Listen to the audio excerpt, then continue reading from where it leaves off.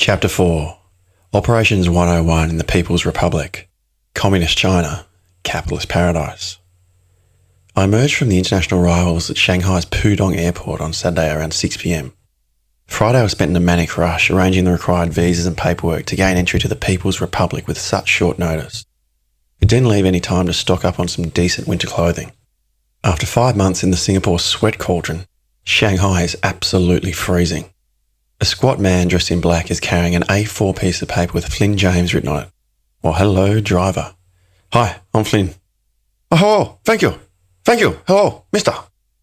This fella seems to have been informed of my overinflated Mandarin proficiency. He watches me patiently as I'm actually about to say something of importance, or that he can at least understand. So you can drive me home, yeah? Yes, please. Hello. Let's go. Drive home. Vroom, vroom. Beep, beep. Home. Yes, please. Hello. I resort to some driving Miss Daisy charades gestures and, before enduring too many, yes, please, hellos, my smiling little communist comrade leads me through to his minivan in the airport car park. He shows me some more writing at the base of the paper with my name on it. There is a number next to some Mandarin symbols that look more like frightened cats and pensive grasshoppers than anything of linguistic significance. I think it's my new address. Anyway, we're off. Heading away from the airport, vroom vrooming and beep beeping. Luciano arranged a studio apartment for me only yesterday. It is located in Shanghai's French concession and is what is locally termed a lane house. I have no idea what to expect. I had intended to be speaking fluent Mandarin and have this bustling city of 25 million dwellers fully researched before my arrival. That grand plan fell victim to the lure of catching up on Miss Sleep or watching ever more NBA TV. The major highway leading from the airport into the city is futuristic and bleak.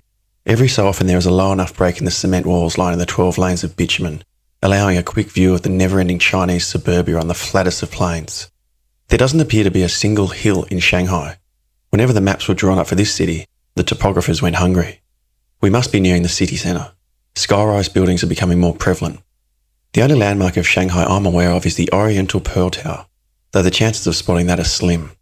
Each building's visible height is capped at around 10 stories, the level where the city's pollution blankets in comfortably, blocking any view higher. The driver takes an exit ramp off the highway, leading us down to ground level, central Shanghai. Within a few moments, we are locked in my first ever Shanghai traffic jam. Time stands still. I'm in voyeuristic overdrive. This is literally Chinatown stretched out forever. I really am in China. Horns blare incessantly. The road is barely 1 lane wide, but that hasn't prevented cars, scooters and horse-drawn carts somehow being parked on each side. Bike riders dart between non-existent gaps carrying crates of deceased ducks, fresh flowers or mountains of recycled cardboard. Parents push their young ones in strollers through the Saturday evening, with SARS masks covering their precocious faces. Groups of elderly Tai Chi aficionados complete their exercise regimen in choreographed perfection on street corners. Overhead, the streets are covered with non-stop amber-shaded candlelit vigils and people's washing hung out to dry. Any tree somehow able to grow through the concrete footpath is being used as a surrogate telegraph pole with excess power lines wrapped around the tree branches like fishing line on a handrail. There is eventually some flow to the traffic and we take a left. Beneath the Chinese hieroglyphics on the street signs, there is English writing as well. We've just turned onto West Nanjing Road. The candlelit vigils have given way to all the modern necessities. McDonald's, Citibank, H&M, Sephora, Starbucks, Tiffany's. A string of behemoth Western conglomerates have gracefully penetrated the communist regime. We turn left again onto Maoming Road. I notice signs for West Nanjing Road train station and look through the window to see a stream of people walking out of an underground tunnel and through a courtyard area. One out of every few is stirred by the crisp, chill air and proceeds to spit all over the footpath. I'm so cultured right now. The driver continues on for a short while longer before pulling over to the right. Mister, hello, house. As he says house, he points out the window and there is a statuesque Chinese woman wearing a full-length beige trench coat and a Siberian husky furred head warmer. She steps towards the minivan. Hello, Flynn. Hi there. Good evening, I'm Monica. Luciana called yesterday and I arranged this place for you. Please, grab your things and I'll show you inside. Oh, great, thanks. Monica and the driver engage in some vigorous conversation. God only knows what they're talking about. The discussion lasts almost 5 minutes and includes all sorts of hand movements and tones of voice. I stand on the Maoming Road footpath, freezing to death as a snowstorm sets in. Eric will help me with the cases. Come, let's get inside. We're standing in front of a locked metal gate which leads down to a laneway between 2 shops. The gate would not seem out of place in a prison. The shop to the left sells skateboards, shoes, t-shirts, All the usual designer punk gear, pitch perfect for deluded youths holding on to daydreams of rebellion while waiting patiently for mum to cook dinner and check their homework. The shop to the right is a wedding store. The front window adorned with a Vestal mannequin dressed in an ornate dove-white wedding frock. Some poor fuck will have to mortgage his soul in the name of true love to afford that beautiful dress someday soon. Okay, Flynn, the security code is 4221. Monica punches in the numbers and Erica opens the laneway gate. Okay, got it. Monica leads the way down the shady alley. There are no lights, but the general radioactive effervescence bouncing off the clouds of the smog in the night sky and the falling ash and snow lights the way. You will love this place, Flynn. The French concession is the best part of Shanghai, especially for young people like yourself. We've now passed 3 separate 2-storey buildings and are at least 100 metres deep into this laneway. Monica stops at a door. There are no numbers anywhere. How she knows this is the correct one is beyond me. She steps forward and opens the lock. Turning the key as a small pile of snow forms on her glove. We climb 3 steps into a decrepit hallway as she flicks a light switch. There is a timber staircase that simply cannot be younger than 100 years old. The first step is essentially on the floor, having been worn in so thoroughly over the preceding century. The only possible way this stairwell is held together is thanks to the frozen lumber molecules throughout. It is Arctic in here. When the spring thaw arrives, this stairwell will simply wash away. Monica leads the way up to the first floor. The stairs allow exasperated groans and creaks to escape with each step. Here we are, Flynn, your new home. Monica opens another locked door on the landing of the first story. She steps through and switches on the light. I'm prepared for the worst, but there's no need. In front of me is a huge open space of polished timber flooring, fresh white painted walls, a 3-seat leather couch, a modern kitchen, an oversized TV, shabby chic bookshelf, mirrored built-in wardrobes and a king-size bed. Next to the kitchen is a small bathroom and washing machine. This is unexpectedly homely. Eric helps me place the suitcases on the bed, shakes my hand and walks straight out the door, out of my life and off into the night. Monica hands me the keys and a piece of paper with people to call if needed. The real estate agent, an electrician, a plumber. They each have the same number. Wait, what? Thank you so much, Monica. This place looks great. No problem. I'll see you Monday. Monday? Yes, I'll see you at the office. Well, you work at Scion. Yes, of course. I'll see you Monday. Okay then. Thanks again for your help. Monica looks the place over one last time before walking out. I take a seat on the couch and unsuccessfully try to find an English-speaking channel on the television. I open up my laptop instead and hit play on the easy-peasy Chinese file I grabbed off iTunes many months ago. Ni hao. Hello. Shoo shoo. Thank you. I give up instantly and crack up some Biggie Smalls to make sure the gangster rap is thumping while I unpack my clothes into the wardrobe. There are bay windows next to the bed looking down into the lane and directly across into someone's kitchen. I close the blinds when I notice a toothless Chinese granny staring straight at me from her kitchen sink. In the corner of the room is a ginormous heater, a home appliance fusion of R2-D2 and C-3PO. The remote controller's on top, and seeing as my teeth won't stop chattering, I figure I should work out how to utilise the device. The buttons all have Chinese writing indicating what the actual function of them is. There is one clear major button to turn the beast on, but the remaining knobs are a Mandarin mystery. I get agitated and start randomly pressing everything, hoping for the best. I astutely activate the air conditioning function, dropping the room temperature even lower. I decide to unplug the missing Star Wars character from the wall for the time being and wear 2 beanies while I unpack. It's nearing 8 p.m. The wardrobe is filling nicely. I'll need to stock up on some bed linen, warm clothing and some basic cutlery tomorrow. I'm sure my home cooking exploits in Shanghai will be very similar to Singapore. No need to get too carried away with any kitchen utensils. I decide to christen the toilet. I unleash on the dun bowl and stand up to admire my work before flushing. As I begin washing my hands at the adjacent sink, I notice the unavoidable rising waters of a clogged dunny. I'm looking at the floaters near the toilet rim, trying to figure out if it's worth calling the plumber, electrician or real estate agent, or giving this a nudge myself, getting in there and setting my Bondi cigars free to roam the Shanghai sewers, the way nature intended. There is a cupboard in the kitchen with a broom, dustpan and brush. No plunger. I decide I'll have a tinker with the broom handle and walk back towards the bathroom, trying to amp myself up for the looming hideousness, only for all the lights to go out. Okay, what the fuck? I check a few light switches, all not working. Blackout, day 1. Cheers, Shanghai. I switch on the torch of my phone and walk to the door. The hallway light is working.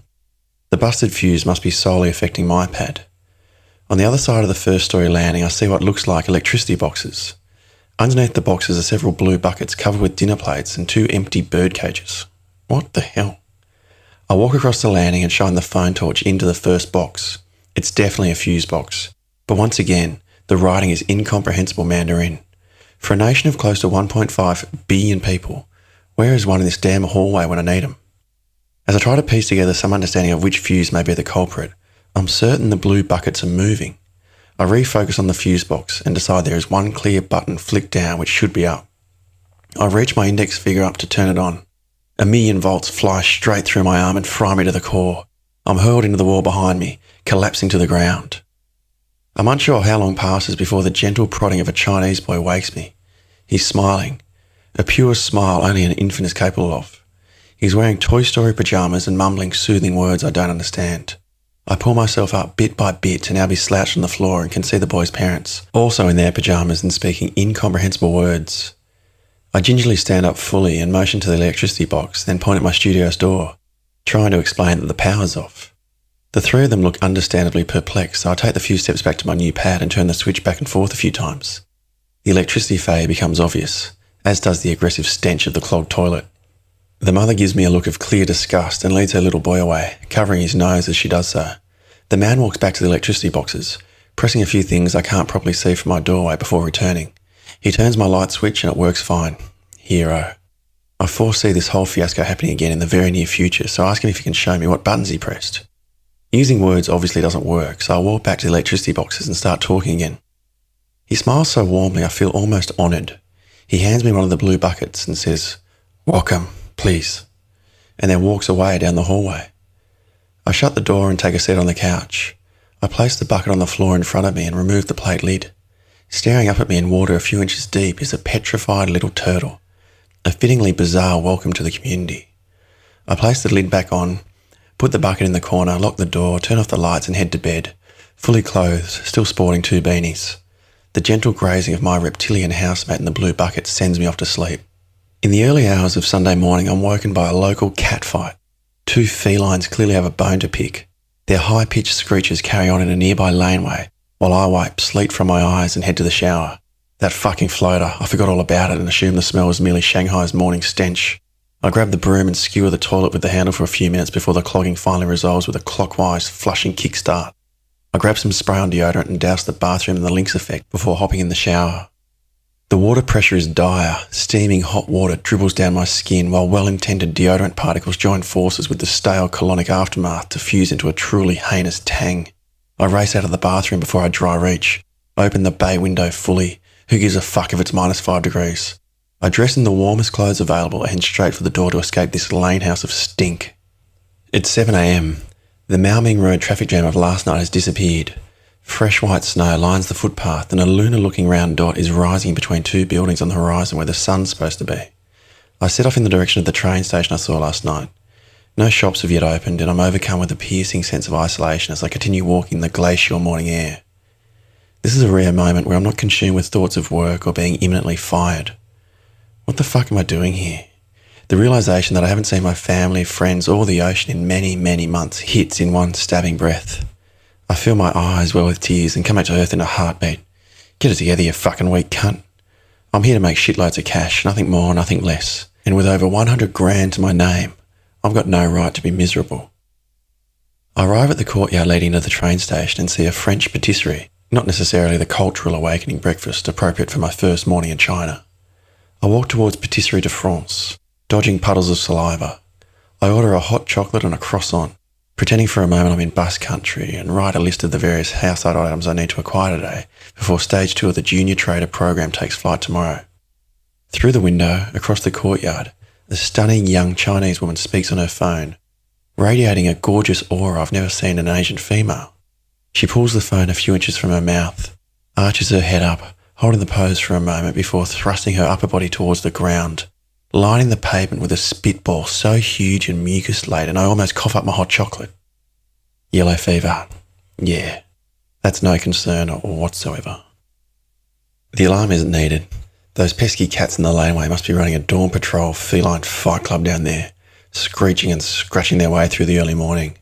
I hop out of the Dutch oven warmth beneath my newly acquired doona, put on my spanking new purple velour tracksuit after removing the dockets, and go about my morning exercise regimen, with the curtains fully open so the toothless old bag across the lane can have a healthy squeeze at a podgy white man draped in velvet while she sips her boiling green tea. I finish off the fitness regimen with 30 push-ups, The most I've done consecutively in a very long time, and jump in the shower. I have to do something about this feeble water pressure, but for the moment I don't let the feeling of being pissed on bother me. I hop out, dry off and suit up. There was not a single moment in Singapore where I felt comfortable in a suit. But here in the colder climes, if it weren't for the several kilograms of extra flab pushing outward at the waistline, I'd be feeling sensational in the full corporate garb. My hair seems all of a sudden quite long. I grab some product from my metrosexual bag of tricks and slick the follicles down, tight and greasy. As I lock the door behind me, I notice my blue bucket Ninja Turtle has escaped. The bucket in the corner of the room is on its side and empty. Oh well, I'm late. Leave him be. He can have the bachelor pad to himself today. I almost fall down the stairs. Just as the step closest to the ground is essentially at ground level thanks to a century of stair climbing, so too is the top step more like a two-step drop. Not this time though, Shanghai. I'm wising up to your tricks. It's 7:30 a.m. and Maoming Road is starting to bustle. A taxi driver beeps his horn at a bike rider who proceeds to spit on the cab. It's unclear whether this is due to unrest or is something the cyclist would have done anyway. A woman across the street takes a break from pushing her stroller. She walks around to the front of the pram, picks out her baby, undoes some fabric on the back of the kid's onesie and pulls it forward through the child's legs to reveal a bare bottom in the morning chill. She then cradles the tiny baby by its feet in one hand and the back of the head in the other, and watches casually as the little fucker shits all over the footpath. Jesus Christ. No one cares. The mother redoes the onesie, places the child back in the pram and continues on her merry way, dodging the excrement and singing a lullaby. The footpath is wide enough for 1.5 people.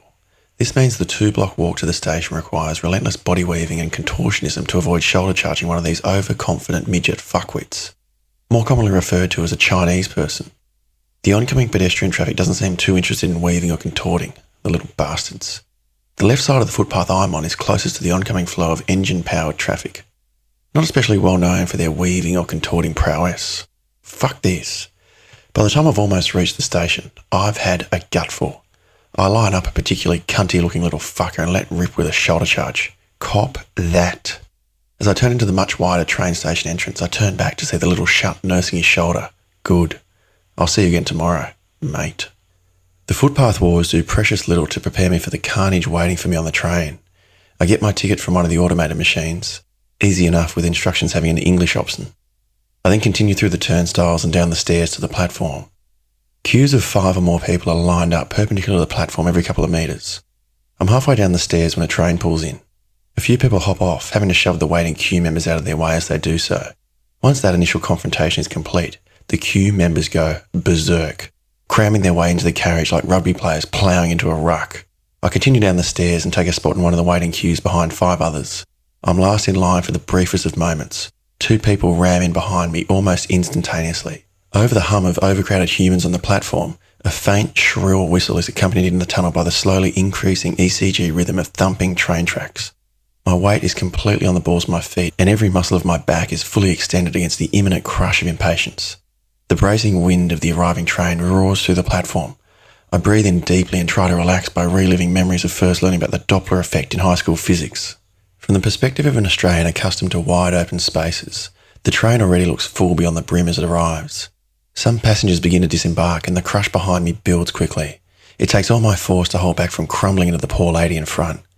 As soon as it's apparent that there will be no one else disembarking, the sardine mayhem crush begins with zero mercy. I quickly throw away any notion of trying to resist the mob and succumb to whatever fate the public transport gods have destined for me.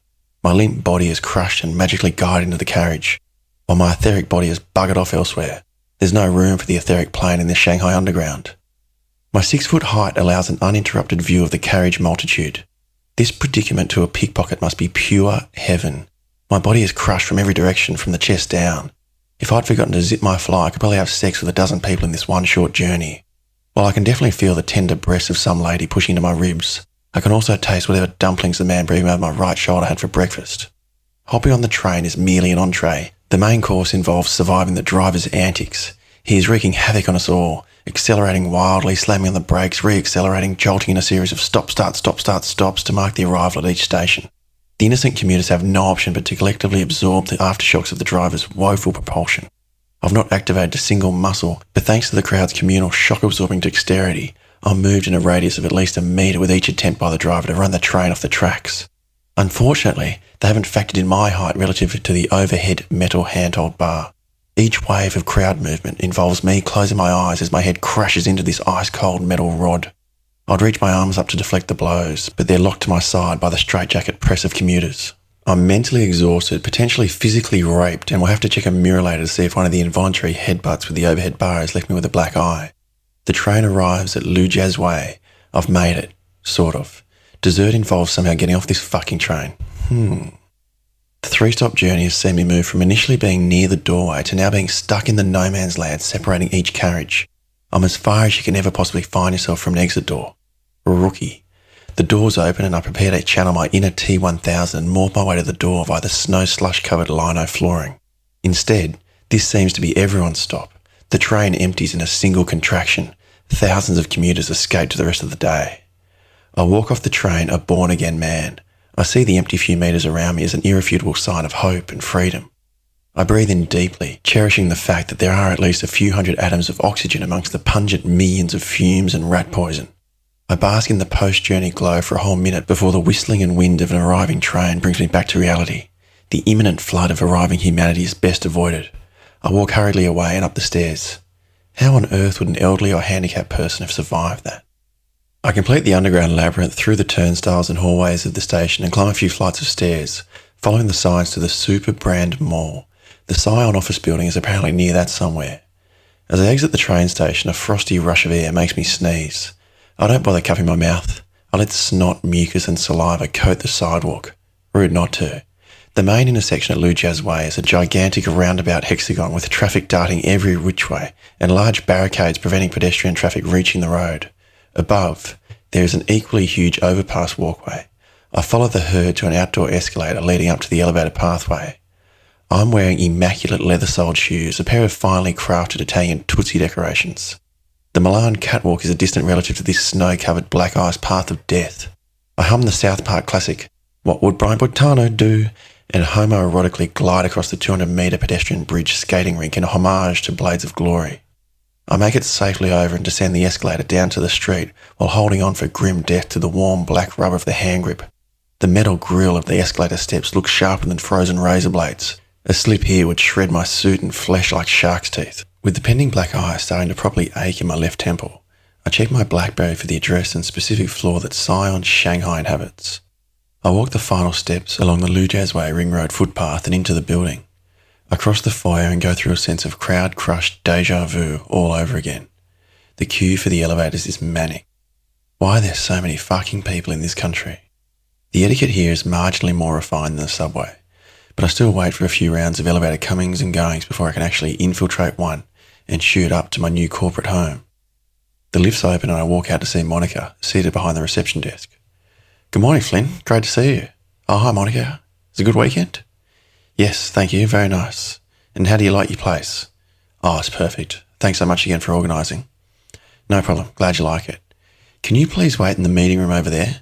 There are 7 other people starting today, so I'll go through the orientation with you all at once when everyone arrives." "Yeah, sure." "And there are no other junior trader people, though? No one special like you?" "Oh, thanks."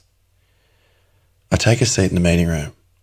I don't notice the name of an adventurer or highly lauded Renaissance scientist on the door. I stare out the window towards the Bund, the world-renowned river that flows directly through the middle of Shanghai.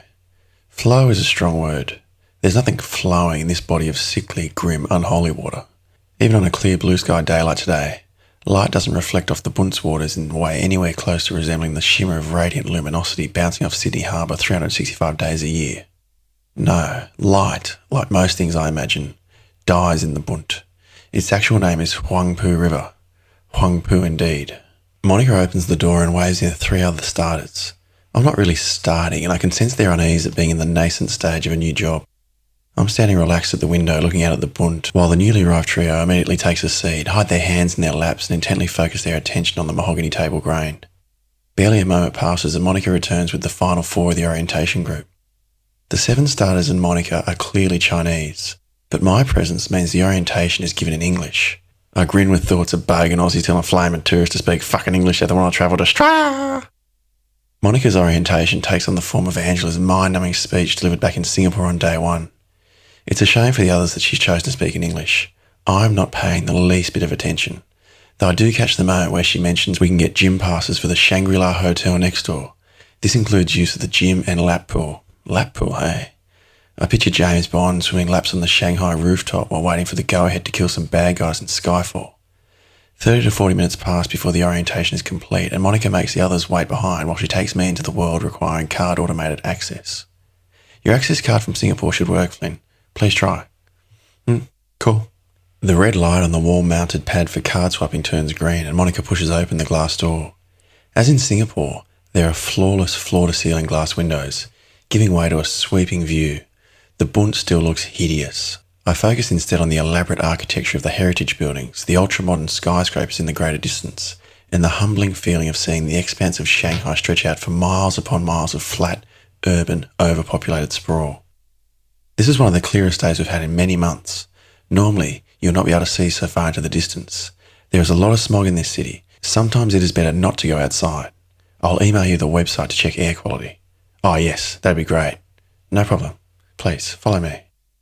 I know I'm supposedly in a flash corporate office working for a multinational enterprise at the cutting edge of reaping bumper profits, but walking past rows of people in this Shanghai office, I feel like I've walked into the Chinese equivalent of a TAFE college's work for the dull delinquent class. What are these people wearing? Here I stand in my slick suit with my slick hair and my slick leather-soled shoes, personifying every cliche of how Hugo Boss imagines a global businessman, master of the universe, should look. These, ladies and gentlemen, can't possibly think it's commercially acceptable to be wearing Ugg boots, tracky dacks and smiley-face jumpers at work. One in every 3 people seems to have caught the memo that this is gainful employment and not your bonghead buddy's cracked-down living room, and is wearing something of suitable corporate attire. But 2/3 of the office better be unfucking believable at their jobs in order to think they can be swatting around like this. Good morning, Li Ming. Here is Flynn. He'll start with you on the copper concentrates team today. Yes, hello, Flynn. Welcome. Li Ming belongs to the 1/3 wearing business attire, sporting an elegant black woolen dress, grey suede boots and librarian specs. Good morning, Li Ming. It's a pleasure to meet you. Li Ming stands to shake hands. Can you speak any Chinese? I've been dreading this question for many months. Fingers crossed she hasn't checked the dubiously questionable fine print of my CV. Oh, a little. I'm learning. Ni hao ma is about as much as I've learned, and I only picked that up yesterday. That's okay. Everyone on my team can speak English very well. How about Spanish? Oh, I know a few basics. I travelled to South America many years ago. Great. Most of our copper comes from Peru or Chile, so a little Spanish will help. Okay, I'll leave you now. Flynn, any questions you just ask. Thanks, Monica. This is great timing. Yao went on maternity leave last week. Yes, I heard that from Artem. Oh, Artem, that creepy man. He is strange. Yeah, I don't know him well. That sounds pretty accurate though. Okay, Flynn, just take Yarn's seat here next to me and we can get you set up. No problem. I walked past Li Ming to my new seat as she introduced me to the copper concentrates team. Everyone, this is Flynn. Please make him feel welcome and come say hello when you get a chance. Hello, welcome. Hi, Mr. Flynn. I blush a little with all the attention, give the requisite g'day, and place my suit jacket round my chair as I take my seat. Yarn is clearly intending to return to this job when her maternity leave is finished and wasn't expecting anyone to be taking her place in the meantime. The desk is covered in notebooks, files, baby clothing catalogues, and a Hello Kitty collection of pen, mousepad and humidifier. That will come in handy and add a nice touch of 21st century Asian femininity to my desk. Li Ming leans across. Just turn on the computer and see if you can log on with your Singapore passwords. Sorry for all Yarn's crap. All her Hello Kitty garbage really shits me. A few cargoes have had troubles over the weekend, so give me half an hour to sort through some things, okay? Yeah, sure, no worries, as soon as you're ready. It won't be too long. I busy myself with trying to make some order of the files on the desk and booting up the computer. I take a moment to watch Li Ming in action. She bears many similarities to Jana, typing away with total relaxation through her shoulders while her fingers complete the task in a nonchalant tapping frenzy, scrolling through multiple documents, spreadsheets and programs on her 3 screens while making a series of phone calls with no regard for niceties or regard for problem solving and business continuity, speaking Chinese, English and Spanish, never skipping a beat. My passwords from the Singapore office work fine. I log in and un-CC myself from the countless email groups which are of absolutely no importance to me now I'm on the metals team and in Shanghai. I look up for a moment. My new colleagues are all making phone calls and carrying about their daily business. There are 2 unmistakable syllables each person in this office seems to be articulating down the phone lines with reckless abandon. Nig. Grr. I've got no idea what they're all rattling on about, but a conversation seems to go like this. Oh, nigger. Ching chong, chi huan, chi chin, nigger. Chi nigger. Chong nigger, nigger ching. Nigger, nigger, nigger. As I listen to these racist bastards chatting away, I see a youngish, super fit-looking man who may or may not be Bruce Lee walking straight towards me. He's got a purposeful stride to match his sharp triad black suit, shirt and overcoat, and is definitely on his way to see me. "You're Flynn, yeah?" His accent is untainted Denzel Washington American gangster. Either you're somebody or you're nobody. Yeah, I'm Flynn. My accent is untainted Brian Brown, Australian gangster. That's a lovely pterodactyl. I'm Rob. Adam told me you're arriving today. Listen, can you drink? Drink. Drink. Alcohol. Can you drink? Well, yeah, I guess. Heavily. I don't see why not. Good. Put your coat on. You come with me.